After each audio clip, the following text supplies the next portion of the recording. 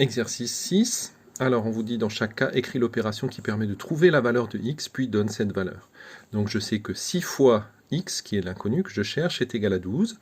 Donc, 6 fois quelque chose égale 12. Ça veut dire que x est égal à 12 divisé par 6, c'est-à-dire x égale 2. Je vérifie que je ne me suis pas trompé. 6 fois 2, ça donne bien 12.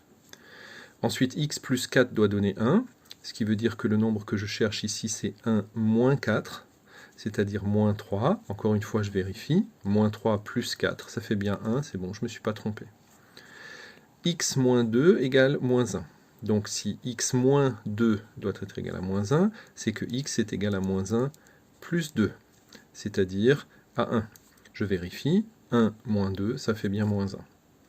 Moins 5x égale 4, ça fait x égale à 4 divisé par moins 5, ce qui fait moins 0,8. On peut vérifier. Déjà le signe, moins 5 fois moins quelque chose, ça va donner quelque chose de positif, c'est bon. Et 5 fois 0,8, ça fait bien 4, puisque 8 fois 5, ça fait 40. Ensuite, pour la question B, Mathieu a trouvé 1,67 comme solution de l'équation 3x égale 5. A-t-il raison?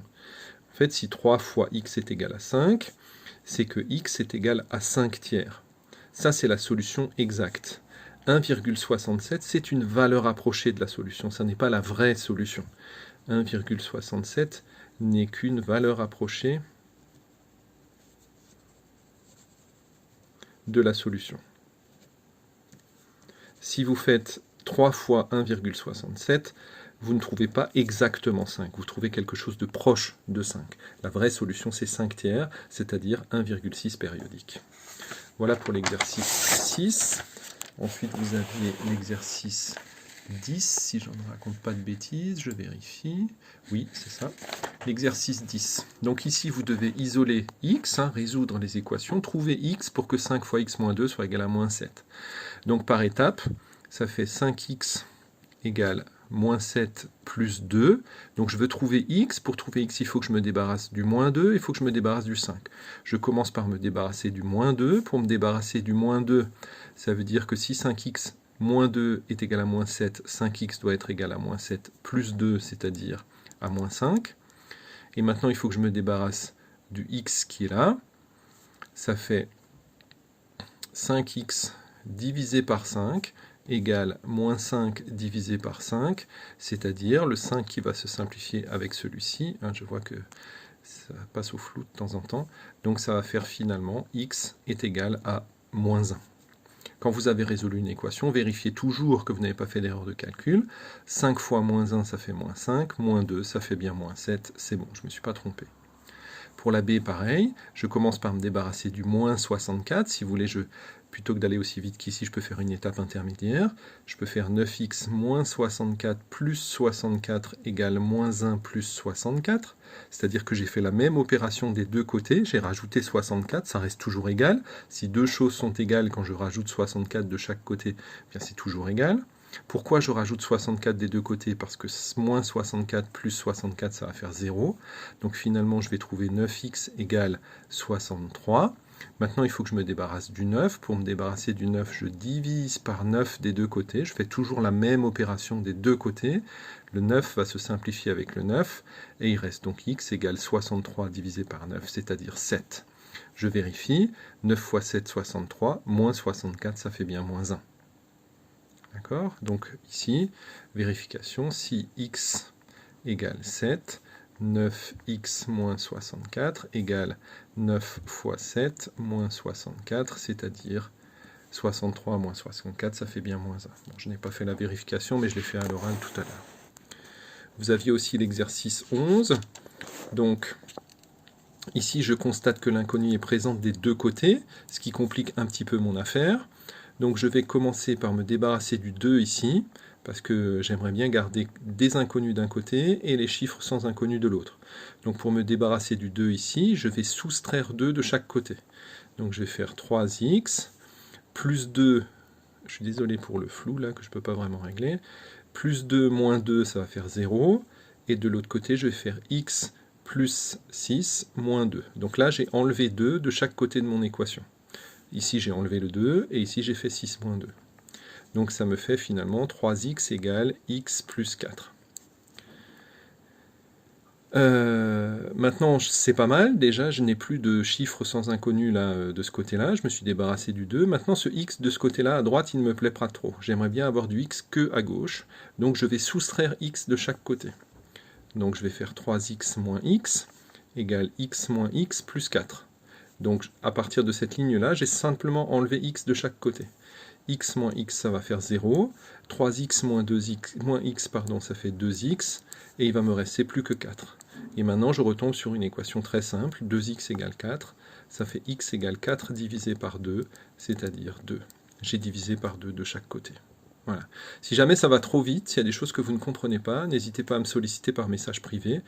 Je pourrai toujours vous réexpliquer. Ensuite, on peut faire une vérification. Je ne vais pas l'écrire, je vais le faire à l'oral. Alors, je vais remplacer x par 2. 3 fois 2, 6. 6 plus 2, 8. Et 2 plus 6, ça fait 8 aussi. Donc, c'est bon. Même chose ici. Je commence par me débarrasser de ce 3. Pour me débarrasser de ce 3, je soustrais 3 de chaque côté. Donc là, je vais avoir 3 moins 3, c'est-à-dire 0. Je ne l'écris pas. Et de l'autre côté, je vais avoir 5x moins 2. Puis, je vais enlever 3 aussi.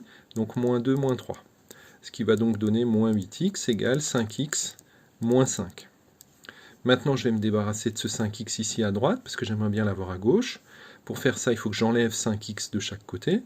Donc moins 8x moins 5x égale 5x moins 5x moins 5. Donc ce que j'ai fait d'ici à ici, c'est simplement que j'ai enlevé 5x de chaque côté de l'égalité.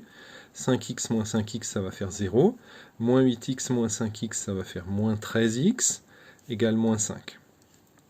Et ce qui veut dire que x est égal, donc maintenant je dois me débarrasser de ce moins 13 qui m'embête.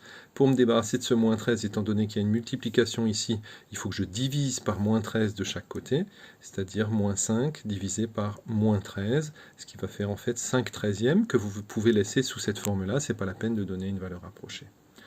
Voilà, on peut quand même faire la vérification ici, puisqu'on trouve un résultat sous forme de fraction. Alors si je fais ici la partie de gauche, moins 8 fois 5 treizièmes plus 3 égale, alors moins 8 fois 5, ça fait moins 40 treizièmes, plus 3, je dois le mettre sur 13 aussi, ça fait 39 treizièmes, et moins 40 plus 39, ça fait moins 1 treizième. Maintenant, je calcule la partie de droite, et j'espère trouver la même chose. 5 fois 5 treizièmes, moins 2, ça fait 25 treizièmes, 5 fois 5, 25, moins, et 2, c'est 26 treizièmes. Et 25 moins 26, ça donne aussi moins 1 treizième. Je ne me suis pas trompé, la solution est la bonne. Ensuite, vous aviez l'exercice 11, c'est fait. Donc 6, 10, 11, c'est fait. Et vous aviez l'exercice 14. L'exercice 14 que je vais faire ici. Alors l'exercice 14 disait que voilà, vous deviez simplifier chaque membre des équations et les résoudre. Donc, l'équation, c'était... Là, je peux peut-être réduire un petit peu pour éviter cet effet de zoom. Non, il ne veut pas. Alors, 4 moins 3x plus 1 égale 3 fois x plus 5. Donc là, on remet en marche tout ce qu'on a appris sur le développement, la réduction des expressions littérales. Donc ici, je vais commencer par enlever les parenthèses qui m'embêtent là. Donc ici, j'ai un signe moins devant une parenthèse. Ça veut dire que pour enlever la parenthèse, il faut que je change tous les signes des nombres qui sont à l'intérieur. Donc 3x devient moins 3x, plus 1 devient moins 1, et puis 3, là je développe, 3 fois x et 3 fois 5. Donc ça donne 3x plus 15. Maintenant, je vais réduire un peu tout ça. Donc le moins 3x, il ne bouge pas. 4 moins 1, ça fait plus 3, égale 3x plus 15. Maintenant, comme pour l'exercice précédent, j'aimerais me débarrasser du 3 qui est là. Donc je fais moins 3 de chaque côté. Moins 3x plus 3 moins 3, ça va faire 0. Et 3x plus 15 moins 3, c'est-à-dire plus 12. Maintenant, j'aimerais me débarrasser de ce 3x qui est à droite. J'aimerais bien le voir à gauche. Pour faire ça, il faut que j'enlève 3x de chaque côté. 3x moins 3x plus 12. Donc 3x moins 3x, ça fait 0, c'est ce que je voulais. Moins 3x, ça fait moins 6x égale 12. Ce qui fait donc maintenant, il faut que je me débarrasse du moins 6. Je vais donc diviser par moins 6 des deux côtés, parce que le moins 6 va se simplifier avec le moins 6 qui est là. Et donc il va me rester x égale 12 divisé par moins 6, c'est-à-dire moins 2. Voilà, je peux vérifier bien sûr en remplaçant x par moins 2 de chaque côté pour vérifier que ça donne la même chose. Rassurez-vous, je ne me suis pas trompé. Ensuite, le b, c'était 2 fois x moins 3 égale 4 plus x moins 1. Donc là aussi, je développe. Donc 2 fois x et 2 fois 3. Ça fait donc 2x moins 6 égale 4. Un plus devant une parenthèse, la parenthèse ne sert strictement à rien, plus x moins 1. Je réduis, 2x moins 6 égale, donc ici j'ai x, et 4 moins 1, ça fait 3. Je veux me débarrasser de ce moins 6 qui m'embête là, donc je vais faire plus 6 des deux côtés, moins 6 plus 6 égale x plus 3 plus 6.